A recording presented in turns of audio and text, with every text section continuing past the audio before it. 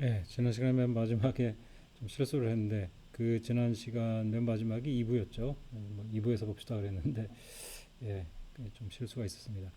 예, 오늘은 이제 5장의 남은 부분 FM 하나 남았거든요. 이거 잠깐 끝내고 6장으로 들어가도록 하겠습니다. 예, 프리퀀시 모듈레이션이 남았는데 뭐 프리퀀시 모듈레이션은 지금 이게 우리가 보내고자 하는 신호고요. 그 다음에 캐리어 프리퀀시가 있는데 이 캐리어 프리퀀시에다 이걸 그냥 이 VCO라는 요 소자를 써가지고 이 모듈레이트가 된, 다시 말하면 우리가 이제 신호로 요거를 생성해 줄 수가 있어요. 이거 VCO라는 장비 기억날지 모르겠지만 이것은 이제 입력 값의 볼티지가 커지면은 진동수가 높아지고 낮은 볼티지에서는 이제 진동수가 낮아지는 그쪽 주파수가 낮아지는 이런 특성을 가지죠. 그래서 여기 지금 높은 플러스의 경우 마이너스가 있는데 플러스의 경우 여러분 보시면은 굉장히 주파수가 올라가는 걸 볼 수가 있고 낮은 부분에 해당하는 부분에서는 주파수가 낮아지는 걸 볼 수가 있죠. 그래서 이제 이러한 특성을 가지는 소자가 VCO인데 VCO를 쓰면 됩니다. 그래서 이게 다고요. 그래서 이제 여기 그림이 틀렸는데 이게 FM이니까 여기에 지금 이렇게 되면 안 되고요. 처음과 끝은 뭐 별로 중요하지는 않고 지금 여기에 이게 200kHz가 돼야 돼요. 200kHz. 그래서 각 그 채널이 200kHz니까 AM보다도 무려 20배나 많은 밴드위스를 쓰게 됩니다. 그러므로 해서 훨씬 더 선명한 음질을 이제 재현할 수 있게 되고요. 이게 답니다. 프리퀀시 모듈레이션. 그러니까 아주 옛날 테크닉이고 디지털이 전혀 개입되지 않은 것이라서 이렇게 단순합니다. 예전 FM이 이렇다는 것이고요. 요즘 FM도 이걸 쓰느냐? 요즘 FM의 경우에는 이제 사실 그 음원 자체가 더 이상은 아날로그는 아니에요. 직접 디지털로 이를테면 PCM으로 목소리를 먼저 따서 디지털화 시킨 다음에 그걸 가지고 우리가 전에 했던 디지털 신호를 디지털 데이터를 아날로그 전송하는 그 방식으로 하지 이렇게 바로 여기서 이게 아날로그 입력을 받아가지고 바로 아날로그 전송하는 것은 이제 옛날 FM이고요. 요즘 FM 방송이 이렇게 하느냐? 아마 아닐 거로 봅니다. 그래서 먼저 이제 여기서 우리가 AD 컨버전 배웠잖아요. 예를 들면 PCM 같은 것으로 AD 컨버전을 한 뒤에 디지털 데이터로 되어 있는 것은 이제 아날로그로 보내겠죠. 그래서 DA 컨버전을 사용해서 이렇게 보내게 되지. 이렇게 하는 것은 이제 지금 보여드리는 것은 옛날 것입니다. 예, 이게 다고요. 5장은 이것으로 이제 마치게 됩니다. 그래서 이제 6장부터 하게 될 텐데요. 오늘 이제 6장으로 넘어갑니다. 6장의 제목은 밴드위스 유틸라이제이션 이렇게 되어 있어요. 크게 두 가지를 배울 것인데 멀티플렉싱이라는 것하고 이제 스프레드 스펙트럼이라는 두 가지를 배우게 됩니다. 이것이 이제 밴드위스 활용이라고 되어 있는데 지금까지는 이제 그 1대1의 통신, 1대1의 통신이었잖아요. 그래서 5장까지는 1대1 통신이었는데 6장에서부터는 이것을 1대1 통신이 아니라 다수 간의 통신으로 넘어갑니다. 그래서 하나하나는 어떻게 하는지 알았으니까 이걸 가지고 이제 여럿이서 통신을 하게 될 때 이거 어떻게 묶어낼 건가 하는 이야기가 그 6장의 주제가 됩니다. 그것이 이제 그 6.1절 멀티플렉싱 이야기가 되고요. 그다음에 스프레드 스펙트럼은 다수가 통신하고 있을 때 요 서로 간섭이 있겠죠. 간섭 회피 문제입니다. 다수 간 통신이 일어날 때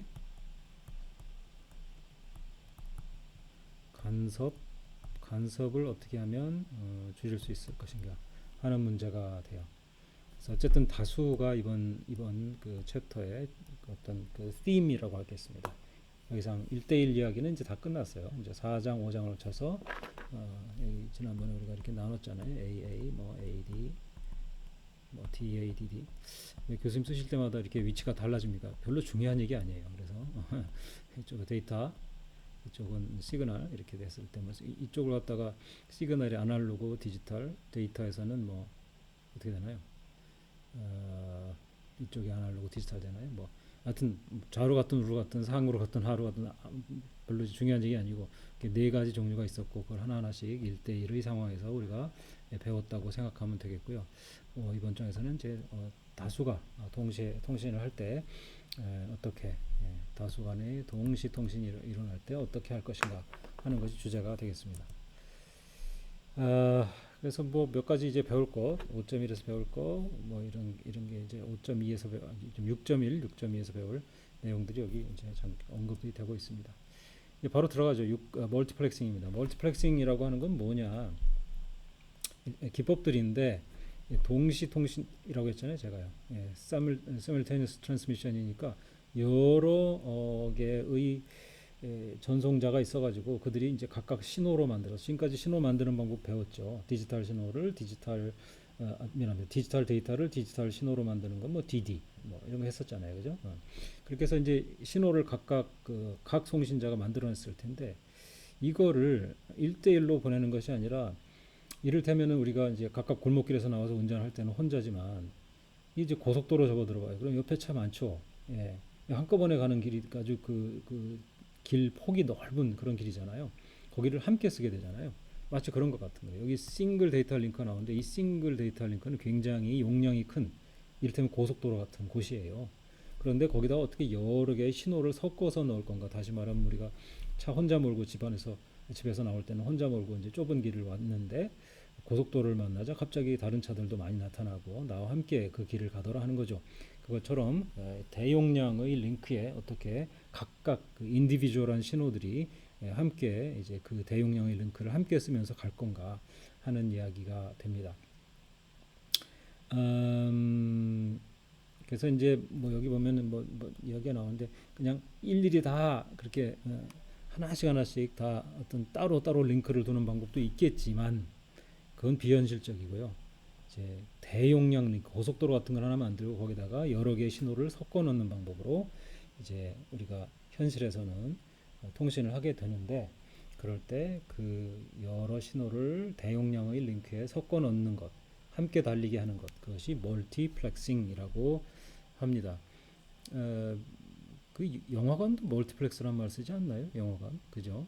한 커다란 한 영화관인데 그 안에 이제 상영관들이 여러 개 들어가 있는 거, 동시에 여러 이제 다른 영화들이 막 각 방마다 플레이어가 되고 있잖아요. 뭐 그런 상황이다 이렇게 생각하시면 되겠어요. 그래서 이제 여러 개의 이 선을 타고 신호들이 들어오고 있겠죠, 그죠? 서로 다른 신호들일 텐데 이런 신호들이 들어와서 이 대용량 마치 고속도로 같은 이 링크에다 섞여 들어가게 됩니다. 그때 사용하는 기계가 있는데 이거 갖다 MUX라고 줄여서 말하기도 하고 멀티플렉서입니다, 사실. 멀티플렉서가 이거를 한꺼번에 묶어 넣어주면 도착지에서는 이걸 갖다 풀어 헤쳐야 되겠죠. 각각 갈 길이 다르니까요. 이건 우연치 않게 이제 같이 들어와서 달리게 되었으나, 그죠? 각각 뿔뿔이 갈 길이 따로 있는 애들이에요. 그래서 이렇게 흩어주는 게 또 DMUX라는 기계가 됩니다. 디멀티플렉서를 줄여서 한 말이 됩니다. 예. 자, 그런데 이제 예전에 우리가 쉬프트 키잉이나 모듈레이션 했을 때 비슷한 그래프를 본 적이 있잖아요. 근데 그거랑 이제 완전히 다른 이야기입니다. 그거는 잊어버리시고 여기서는 그래서 이제 이 다이어그램이 비슷하게 생긴 모양이지 그거랑 완전히 맥락이 다른 얘기니까. 그래서 멀티플렉싱의 한 세 가지 기법이 소개되고 있어요. 첫 번째가 프리퀀시를 주파수 축으로 나누는 거예요. 그러니까 예를 들어 고속도로가 있다. 그럴 때 고속도로 이렇게 레인이 여러 개 있잖아요. 그래서 레인으로 해서 각각 달리죠. 그것처럼 이 레인 각각이 이제 주파수가 되는 것이죠. 이런 식으로 주파수 축을 나눠 가지고 사용자를 할당하는 법. 야, 너는 일로 가라. 너는 두 번째 줄로 가라. 너는 뭐 n 번째 줄로 가라. 이런 식으로 뭐 줄이 따로 있는 건 아닌데 한 통이지만 여튼 주파수로 이렇게 자원을 살짝 나눠 가지고 이제 각각 함께 달리게 하는 것이죠. 묶어주는 것이죠. 근데 이제 요거랑 비슷한데 사실은 요거는 이제 웨이브랭스 디비전 멀티플렉싱 요거는 광섬유에서 쓰는 방법이에요. 영어로 말하면 옵티컬 파이버 상에서. 그래서 웨이브랭스가 딴 건 아니고 주파수가 사실 이것도 달라야 되겠죠. 주파수. 그런데 이제 광섬유에서는 이제 주파수란 말을 안 쓰고 웨이브랭스로 씁니다. 그래서 이제 그 사실 달리는 속도가 같다 그러면 주파수에 의해서 웨이브랭스가 바뀌는 거 알죠? 파장이 바뀌는 것은 여러분 아시잖아요. 근데 이제 이 광섬유 안에서는 이게 색깔이거든요. 그죠? 웨이브랭스가 달라지면 색깔이 달라지는 것이거든요. 빛의 색깔이 달라져요. 그 안에서. 그래서 빛의 색깔을 달리해서 신호를 달리게 하는 방법. 이렇게 됩니다. 마지막으로 이제 시간을 쪼개 가지고 멀티플렉싱 하는 게 있어요. 시간을 쪼개 갖고 하는 건 뭘까요? 이건 뭐 이번엔 내가 쓰고 다음번엔 네가 쓰고 이런 식으로 시간을 달리해 가면서 여러 개의 신호를 보내는 것인데 요거는 디지털만 가능해요. 이 두 개 앞선 것은 아날로그에 관련된 것이고요. 왜 이게 시간을 쪼개 가지고 나눠 쓰는 것이 디지털만 되느냐?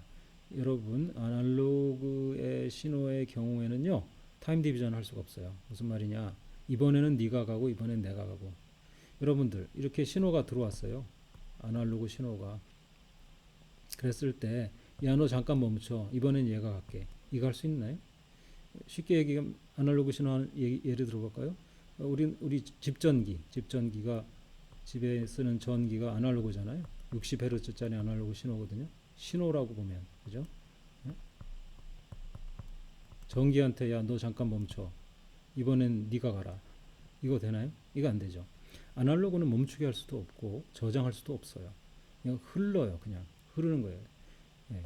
그래서 이 아날로그 신호 전기를 예를 들니까 전기 배터리 저장할 수 있잖아. 뭐 누가 생각할까봐. 아날로그 신호가 그냥 이렇게 흐르는 신호의 사인파 같은 거예요. 그런데 이런 신호를 여러분 멈추게 하거나 달리는 것을 그 구리선에서 달리는 것을 멈추게 한다거나 아니면 이런 옵티컬 파이버에서 달리는 것을 멈추게 한다거나 아니면 뭐 이런 그 무선 통신의 경우는 뻥 뚫린 공간을 갖다가 신호가 나아가는데 그때 야 잠깐 너 멈춰 기다려. 좀 있다가 이거 못 하거든요. 그죠? 근데 디지털은 게 가능하다 말입니다. 비트의 형태로 잠깐 저장할 수도 있어요. 신호 자체는 비트가 아니지만 신호를 받아서 그것을 비트의 형태로 변환해서 비트를 저장하는 장치, 즉 컴퓨터 메모리에 넣어서 잠깐 저장할 수도 있고 멈추라고 할 수도 있어요. 잠깐 일로 와봐, 너 일로 와봐. 너 비트 형태로 잠깐 여기 멈춰서 저장되었다가 나중에 떠나. 이거 할 수 있거든요. 그래서 그 경우에는 이제 타임 디비전 멀티플렉싱이 가능합니다. 그래서 멀티플렉싱이 사실은 이거 말고도 또 있어요. 스페이스 디비전, 코드 디비전 이런 것들이 있는데 지금 이 책에서는 다루고 있지는 않지만 여러 사용자를 한꺼번에 같은 매체에다가 집어넣는 방식은 이와 같이 최소한 3가지, 많게는 5가지 혹은 그 이상이 될 수도 있습니다. 첫 번째로 이제 프리퀀시 디비전 멀티플렉싱이에요. 여러 사용자를 주파수가 다르게 해서 신호를 생성하게 한 뒤, 그죠? 어떻게 해요?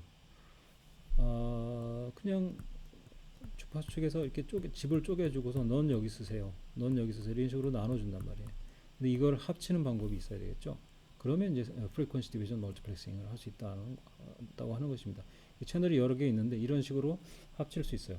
야, 너는 캐리어 프리퀀시를 F1을 써라. 너는 F2를 써라. F3를 써라. 이렇게 구분하는 거죠. 그래서 주파수 측에서 보면은 이렇게 F1, F2, F3를 쓰게 해서 합쳐가지고 한꺼번에 전송하는 거예요. 그래서 요 세 개 캐리어 프리퀀시가 F1, F2, F3가 되니까 여기서 이제 요 신호를 표현을 할 때 이거 뭘까요? 지금 여기 그림이 표현된 거 AM 방식이죠. AM 기억나죠? 자, 여기다가 캐리어 프리퀀시 F1을 곱해주면 어떻게 됩니까? 이게 나오죠. 그죠? 그래서 그 엔벌로프를 가지고 원래 보내려고 했던 신호를 흉내낸다. 그 얘기 했었어요. 그래서 이렇게 해서 AM으로 이것을 여기도 마찬가지입니다. 이거 2개 곱해주면 이렇게 나오는 거고, 그래서 이것이 여기와 같죠. 그 다음에 여기서도 마찬가지로 2개를 곱해주면 캐리어 프리퀀시 F3에다 곱해주면 뭘 곱해주는 거예요? 여기다가 이거 곱하기 요거 하면은 요게 나오는데 중요한 것은 이 신호 자체가 중요한 것이 아니라 이 신호가 가진 엔벌로프, 요 가장 꼭대기점만을 모은 것, 요 신호가 바로 우리가 보내려고 했던 그 신호예요. 그 신호를 베이스밴드 신호라고 합니다. 어쨌든 이렇게 해서 보냅니다. 근데 그냥 따로따로 보내는 게 아니라 그냥 합해버려요. 그럼 어떻게 돼요? 이거 3개가 다 합해지면 여튼 여기 뭐 플러스로 올라간 거 뭐 마이너스로 떨어진 거 다 상쇄되고 서로 합쳐지기도 하고 하면서 서로 플러스 마이너스 막 되겠죠. 이 세 가지 값이. 그렇게 되면 이제 이런 모양으로 나온단 말입니다. 이거 보내는 거예요. 그래서 여기에 대용량 링크가 바로 여기인데요. 왜 여기 대용량 링크가 필요할까요? 여기에서는 요 각각의 주파수 성분이 다 들어가야 되기 때문에, 그죠? F1, F3가 다 망라된 요 대역폭 B가 필요한 거예요. 요 대역폭 B가 여기서 필요한 것이죠. 요 각각은 요만큼씩만 필요해요. B1이라고 할게요. B1, B2, B3. 요것만 필요해요. 여기는 B1만 필요해요. 여기를 AM으로 표현하는데 요 B1이면 충분합니다. 그런데 이 셋이 다 합쳐지게 되면 이렇게 더 큰 밴드위스 B가 필요하게 된 거죠. 그래서 여기 대용량 링크가 여기 있는 거죠. 예. 이렇게 해서 FDM 간단하죠? 예.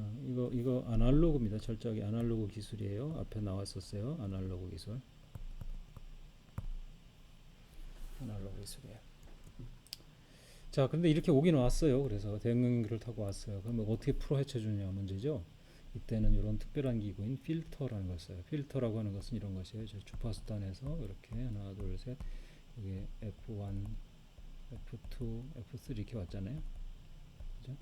이렇게 중심 주파수가 이렇게 되는데 이럴 때 이 필터는요 어디만 보게끔 하는 것이냐면 요거 싹 지워버리고 여기만 보게 만드는 거예요. 요게 필터예요. 그렇게 되면 이것들은 안 보입니다. 이런 신호들은 주파수가 높은 곳에 있어요. 여기 있죠. 그래서 얘네들은 안 보여요.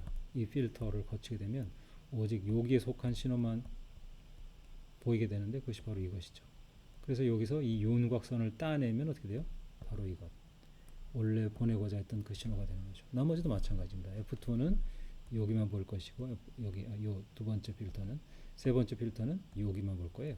나머지는 다 지우고. 그러니까 이런 식으로 따낼 수가 있는 것이죠. 마치 합창을 했는데 소프라노, 알토, 테너, 베이스가 함께 노래를 불렀을 때 얘는 이를테면 소프라노 파트만 따내는 것이고 뭐 알토, 그다음에 무슨 뭐 베이스 이런 식으로 따로따로 따내는 거죠. 필터를 해서 그것만 듣는 거예요. 그러면 이제 나오는 거죠.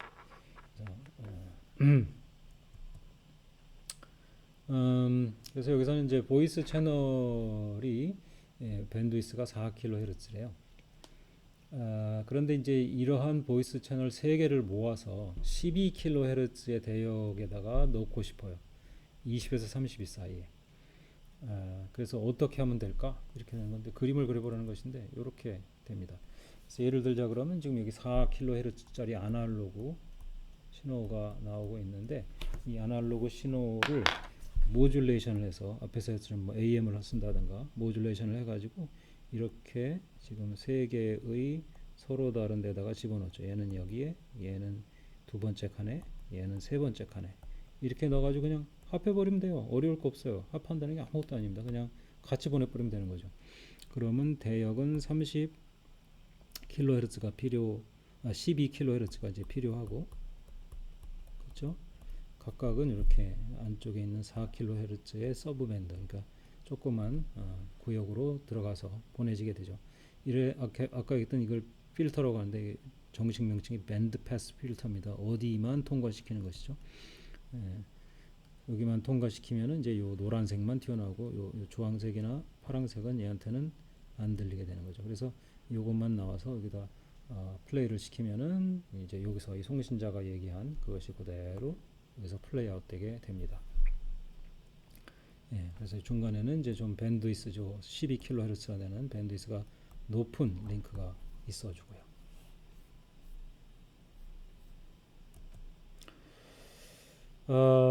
그다음에 뭐 여기도 지금 이제 5개의 채널이 있는데 각각이 100kHz의 밴드위스를 사용하고 멀티플렉싱을 해서 이거를 묶어주고 싶대요. 그런데 이제 여기서 가드 밴드라는 게 나오는데 가드 밴드가 이제 이 채널마다 살짝 이렇게 딱딱 이렇게 끊어지지 않는다고 했죠.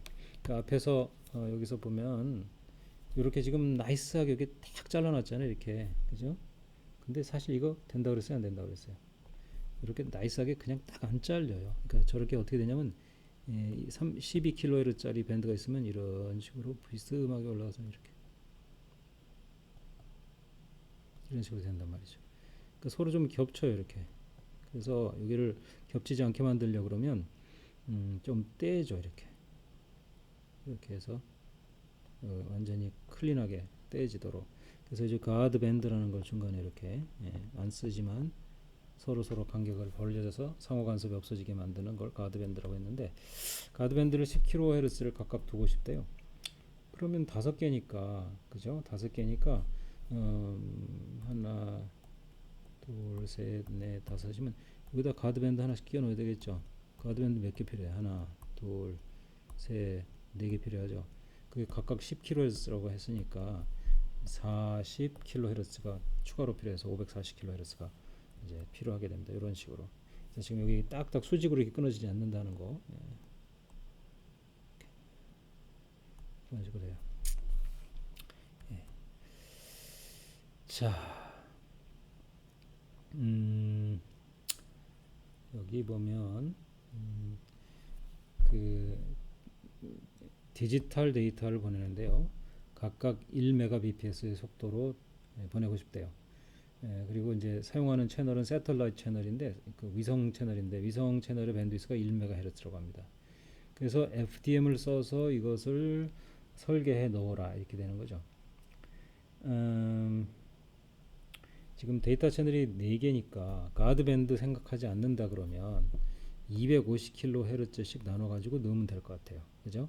그리고 각각의 250kHz짜리 이렇게 이제 1Mbps를 이렇게 1Mbps짜리가 있으면 미안합니다. 이거 아니죠. sorry. 이거 넣으면 안 되죠. 1MHz 밴드가 있다고 한다면 이것을 어떻게 하면 돼요? 4조각으로 나눠 가지고요. 이 한 조각이 250kHz고요. 이렇게 나눈 다음에 요거 하나하나가 각각 그 4개의 채널에 해당하도록, 그 4개 중에 하나에 해당하면 되니까요. 여기서 뭘 내야 돼? 여기서 각각 1Mbps 해야 된대요. 1Mbps. 그래서 각각이 1Mbps라고 했으니까 여기도 1M, 여기도 1M, 여기도 1M, 여기도 1M bps가 나와야 된다는 거죠. 그럼 어떻게 해야 돼요? 그러면 이제 1Mbps, 250kHz에서 1Mbps 나온다고 했으니까 어떻게 해야 돼요? 한 가지 방법은 이제 16COM을 써보자는 거죠. 16COM. 자, 그럼 어떻게 되는, 실제로 구현을 이렇게 했습니다. 자, 16COM을 쓰게 되면은 어떻게 돼요? 16COM이니까 뭐 한 예가 컨스텔레이션 다이그램 보면 이런 것이 있었죠. 이런 식으로 하면 되죠. 그럼 이 각각이 어떻게 돼요? 로그 2의 16, 즉 4비트를 갖다가 하나의 신호가 표현하죠. 그죠? 그래서 지금 250kHz인데 시그널 레이트가 바로 어떻게 됩니까? n 그 다음에 어떻게 돼요? n 이게 r분의 n 되죠. 그래서 한 신호가 실어나는 그 비트 수가 r이고요. n이 비트 레이트니까 이게 바로 r이 되죠. 그러면 4분의 1메가 100만이면 250kilo 맞죠? 그래서 요 식을 통해서 우리가 요 16COM을 쓰면은 그렇게 할 수 있다는 걸 이제 알 수가 있어요. 이렇게 해서 보내면 되지 않냐는 거죠.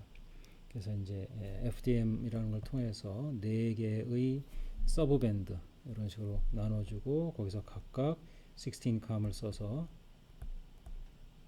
1Mbps를 실어 나를 수 있다고 하는 간단한 설계를 해봤습니다.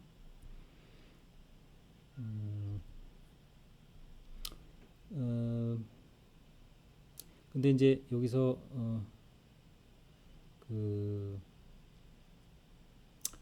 좀 이 그림이 뜻하는 건 뭐냐면요. 지금 이게 모든 링크가 동시에 이렇게 쓰이면은 늘상 그 4개의 링크로부터 나온 신호들을, 그죠? 이쪽은 이제 디지털 신호일 건데, 디지털 신호일 건 디지털 데이터, 그렇죠? 디지털 데이터일 건데, 데이터가 들어오고 있는데 일로 이걸 갖다가 이제 아날로그 신호가 되겠죠. 이게 아날로그 신호, 그죠?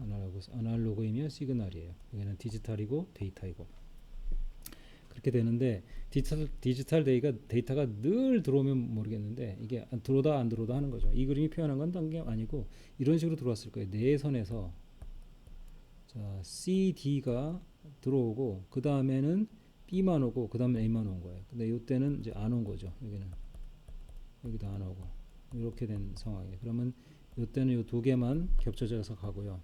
그 다음 타임에 이제 B가 여기 대기하고 있는 걸 보일 수 있는데 그 다음에 B가 가고 그 다음에 이제 A가 여기 이제 아직 모듈레이션 되기 전이에요. 그래서 뒤에 있죠. 뭐 이런 상황을 표현하고 있는 겁니다. 다른 건 아니고요. 자, 아날로그의 경우에 이런 FDM 의 상황입니다. FDM의 경우에 지금 이제 옛날 우리 전화, 집 전화, 그 바보 전화. 그래서 이게 여기 전화국에 가면은 예, 이거 옛날이에요. 아날로그 시대니까 이건 이제 현대는 그렇게 하지. 현대는 아니고 현대는 이렇게 안 하는데 현대는 뭐 했어요? 요거 여기에서 뭘 하면 PCM을 먼저 하죠. PCM을 먼저 하는데 이건 아니에요. 아날로그 시대 때 옛날 구닥다리 얘긴데 그래서 이렇게 전화선이 쭉 들어오면 전화국까지 쭉 가. 여기 전보선 때 이렇게 여러 개 거쳐가지고 이렇게 전보선 때 거쳐가지고 전화국까지 딱 가면 거기서 이제 FDM이라는 데서 만나가지고 동시에 지금 전화하고 있는 다른 데서 온 신호랑 합쳐져가지고 12개의 보이스 채널을 묶여서 여기 좀 더 두꺼운 링크에 합쳐져요. FDM을 사용해서. 이게 근데 하이어라키로 이렇게 층층이 되어 있어요. 그래서 이제 이 중에서 또 같은 동네로 가는 애들끼리 묶여가지고요. 5개씩 해서 한꺼번에 전송이 되고 이런 것도 5개가 묶여가지고 합니다. 여기 12개가 묶여가지고 하나가 되고요. 쏘리 제가 뭐 실수한 것 같은데 12개가 이런 개개의 전화선 12개가 묶여서 요 하나가 되는데 그런 것도 5개가 묶여서 요 하나가 되고 더 두꺼운 거죠. 이런 것도 10개가 묶여가지고 요거 하나가 되고 이거 6개가 묶여서 요거 하나가 되는 거죠. 이런 식으로 전화 네트워크에서 이건 전화망인데 유선 전화망 옛날 유선 전화망에서 이런 식으로 했다는 거죠. 이쯤 되면 뭐예요? 미국 뭐 동부와 서부를 가로지르는 그런 이제 링크가 되겠죠. 예. 물론 이제 이 중간에서 빠져나간 애들 많겠죠. 빠져나가고 여튼 서로 여기까지 모였을 때는 상당히 이제 이미 빠져나간 애들 많은데 다 빼내고 이제 모이게 되는 거죠. 위쪽으로 올라가면 올라갈수록 이런 이제 하이라키를 가졌었습니다. 그다음에 이제 요거는 이제 우리가 이동통신 시스템에서 쓰는 이동통신 시스템의 예인데 이것도 이게 이동통신 시스템 중에 요즘엔 다 디지털이니까 옛날 얘기겠죠. EMPS라는 게 미국에서 1세대 이동 1G 지금 우리가 5G 쓰고 있는데 1G 때 얘기입니다. 이 1G 시스템인 AMPS에서는 2개의 서브 밴드를 썼어요. 그러니까 이 밴드가 이렇게 있으면은 딱 2개로 나눠 가지고 썼단 말이에요. 그래서 첫 번째 밴드는 824에서 849MHz 여기가 824이고 여기가 849라는 말이죠. 여기는 이제 보내는 쪽으로만 썼고요. 그 다음에 869에서 894 살짝 가드밴드가 있다는 걸 알 수 있네요. 849 여기서 떼고 869부터 894까지는 이제 수신을 하는 채널들로 썼어요. 한 통화가 그렇게 썼다는 게 아니라 전체 시스템이 다 그랬다는 거예요. 그래서 각 유저는 30kHz씩 받았어요. 그러니까 여기가 무려 25MHz잖아요. 25MHz나 되는데 그걸 쫙 쪼개가지고 그죠? 25MHz나 되는데 갖다 잘게 쪼개가지고 몇백 개로 쪼개가지고 하나 주겠다는 거예요. 한 사용자에게. 그게 30kHz. 물론 이제 이게 전화니까 송신 그리고 수신이 필요하죠. 그래서 송신용 30kHz, 수신용 또 30kHz. 그죠? 각각을 줬어요. 그러면 이제 몇 명이 쓸 수 있겠냐? 이거 몇백 개로 쪼갰다 그러면 몇백 개겠냐 이거죠. 그래서 나눠 쓰면 돼요. 그래서 25메가를 30킬로로 나누게 되면 833.33인데 이거 다는 못 쓰고 832개만 썼다고 합니다. 그 중에서도 이제 832 중에 이게 중에서 42개를 이제 컨트롤러 썼다고 하고, 그러니까 뭐 이거 가져가 뭐 저거 가지고 와 뭐 이런 식으로 이게 전화 끊고 나면 회수하고 전화 걸면은 할당하고 이런 것들을 막 해줬겠죠. 그걸 할 때 이제 제어가 필요하잖아요. 거기에 한 42개를 썼고 790개만 이제 실제 유저들의 통화에 쓸 수 있었다고 합니다. 그래서 1세대 시스템은 AMPS에서 이거 썼을 때 그 당시에는 이제 도시 우리 남산 같은 곳에 그 안테나를 호피 세우고 택시 호출할 때 주로 썼다고 합니다. 택시 주로 호출할 때도 썼고, 옛날 영화들 보면은 흑백 영화 중에서도 이미 이게 쓰인 그 영화들이 나옵니다. 이름은 잊어버렸는데 험프리 보가트하고 누가 나온 영화예요, 여러분. 험프리 보가트가 누군지 알 수 없을 거예요, 그죠? 저 같은 옛날 사람이어야 이제 험프리 보가트가 누군지 아는데, 하여튼 그 흑백 영화에 이미 등장을 했어요. 그게 아마 50년 된 것 같은데 굉장히 역사가 깊습니다. 우리 이동통신 역사는 얼마 안 되지만 미국에서는 이런 1세부터 시작을 했으니까, 50년대에는 아주 갑부들이, 지금으로 말하면 재벌 같은 사람들이 차에다가 싣고 다니면서 이동통신을 썼어요. 그래서 차에 그 흑백 영화 중에 참 제가 제목을 잊어버려 갖고 안타깝습니다. 그거 보면 이 험프리 보가트 이 재벌 아저씨가 차에서 전화 거는 게 나옵니다. 자, 그 얘기였고, 그다음 이제 FDM 끝났고요. 이제 웨이브랭스 디비전 멀티플렉싱인데 이건 아까 말씀드렸듯이 이 광섬유에서 하는 기법인데, 기본적으로 웨이브랭스 디비전 멀티플렉싱이 이제 주파수를 가지고 그 웨이브랭스 즉 파장이 결정되기 때문에 주파수랑 비슷한 원리인데, 주파수 FDM과 비슷한 원리인데 여기서는 다만 이제 파장으로 이것을 표현하고 있어요. 그래서 람다 1이 이제 파장인데 파장이 잠깐만요, 전화가 또 잠깐 들어 있었습니다. 이 람다 1, 람다 2, 람다 3 이게 이제 파장들인데, 이제 이렇게 사인파 이런 한 파가 그려질 때 이렇게 돼 있다 그러면 뭐 여기서부터 여기까지라든가 요거 이게 이제 람다죠, 파장이죠. 요게 파장은 이게 공간축이라고 해서 시간이 아니고요, 디스턴스 d라고 하겠습니다. 그래서 이제 이게 실제로 신호가 공간을 뚫고 이렇게 나아갑니다. 전자기파는 이런 식으로 이렇게 파로 나아가요. 그래서 한 파의 길이가 공간상에서 람다라고 하는 것인데, 람다 1, 람다 2, 람다 3 이렇게 다르고요. 이게 이제 옵티컬 파이버 안에서는 비유컨데 이거 색깔이죠, 색깔. 여러분 햇빛이 밝은 주광색, 그러니까 그냥 밝은 하얀 빛이죠, 이렇게.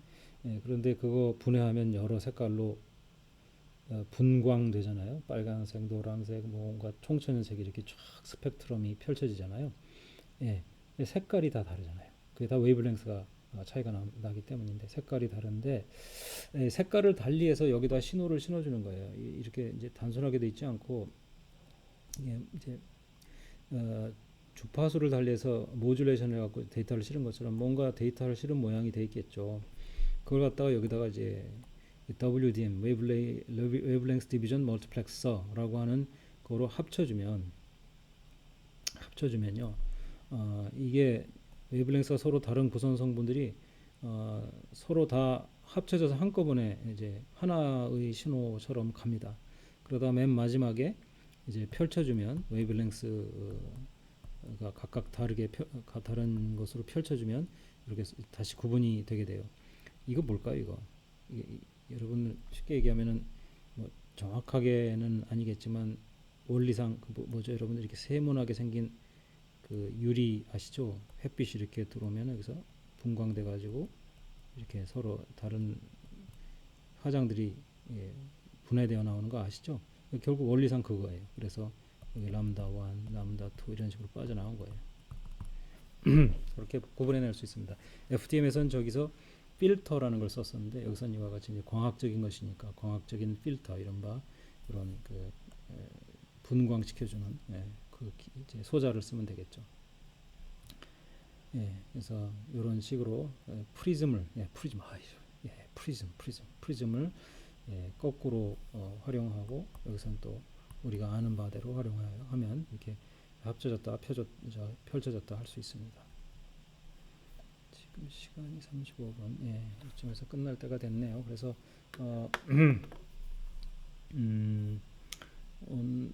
이번 1부에서는 여기서 마치기로 하고 2부에서 이제 TDM 드디어 디지털 시대에 들어와서 우리가 쓰게 된 이 기법을 소개를 하기로 하겠습니다.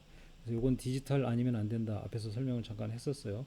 흐르는 신호를 막을 길이 없다. 아날로그 신호는 디지털이어야 우리가 저장도 할 수 있고 어떤 프로세싱도 할 수가 있어요. 그래서 지금의 네트워크에서는 이제 이 다 디지털화되어 있죠.